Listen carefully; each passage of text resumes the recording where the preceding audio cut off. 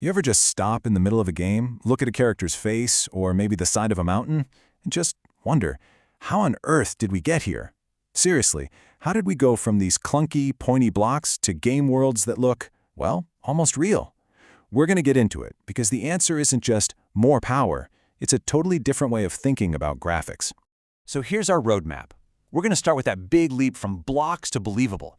Then we'll peek inside the graphics pipeline to see how it all gets made. After that, we'll check out the amazing payoff, these incredible dynamic worlds we get to play in. And finally, we'll talk about the real cost of all this jaw-dropping detail. All right, part one, from blocks to believable.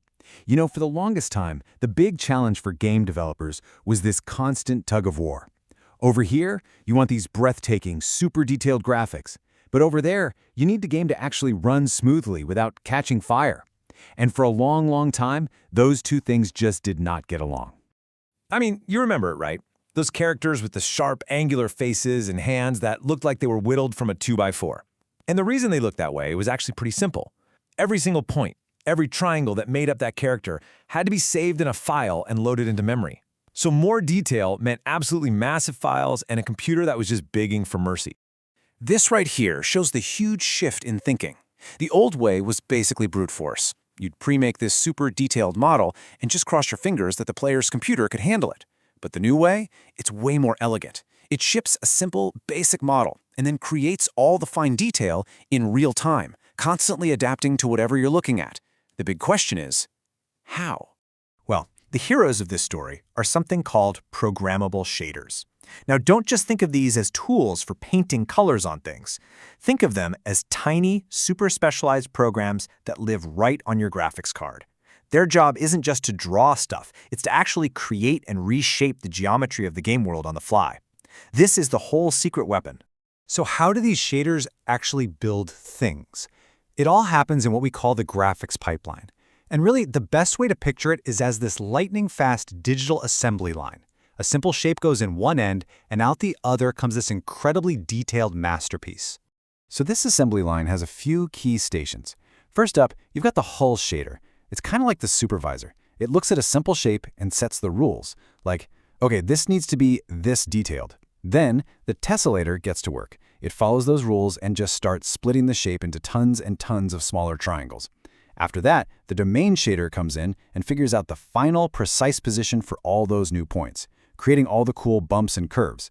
And then finally, the geometry shader gets one last look and can add extra touches, like making blades of grass sprout out of a totally flat surface.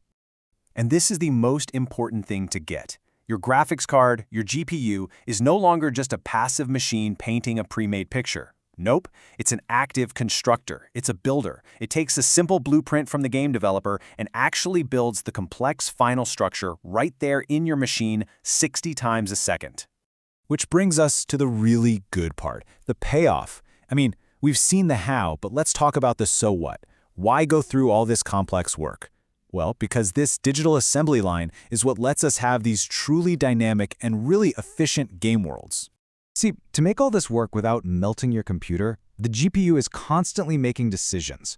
It's not just mindlessly adding detail everywhere. It's being incredibly smart about where it spends its energy. And it does all that by asking itself one very, very simple question, over and over again.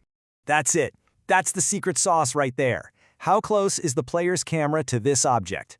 The answer to that one question controls everything that happens on that assembly line we were just talking about. It's brilliant, really. If an object is way off in the distance, the GPU just keeps it simple, a low-detail model that saves a ton of processing power. But as you get closer, bam! The GPU cranks that tessellator up to 11, generating a super complex, high-res model that looks incredible. It's the absolute best of both worlds. You get performance when you need it, and beautiful detail when you're close enough to see it. And you see the results of this everywhere in modern games. It's why mountains look jagged and rocky when you're standing on them, but are just simple shapes in the distance. It's why character faces look naturally smooth and rounded. It's how you get things like water that physically ripples, or even individual strands of hair that are generated right there on your machine. Oh, and here's a huge bonus. It actually makes game files smaller, because the developers just have to ship the simple blueprint. Your GPU does the rest of the work. Okay, but there's no such thing as a free lunch, right? And that brings us to the price of all this incredible detail. because this is a really powerful tool, but like any powerful tool, you've got to be careful with it. Every magic trick has its limits. This really sums it up perfectly. Giving the GPU the power to create almost infinite detail is amazing, but it also gives it the power to completely choke on itself. If the developers aren't careful, performance can just fall off a cliff. It's a really, really delicate balancing act. So yeah, there are some real risks. If you tell the GPU to make way too many triangles, your frame rate can tank. It's also super easy to waste power creating details that are so tiny they're literally smaller than a single pixel on your screen. That's called over-tessellation. And if the math isn't absolutely perfect, you can get these weird visual glitches, like little cracks appearing between objects. It's an incredibly powerful system, but man, it takes a lot of skill to get it right. So when you boil it all down, the big change is this. We've gone from simply drawing pre-made worlds to actively constructing them in real time, and that has totally changed what's possible inside a game. Which leaves us with a pretty cool question to chew on. Now that we can literally build these digital worlds on the fly, what kind of impossible things are we going to build next?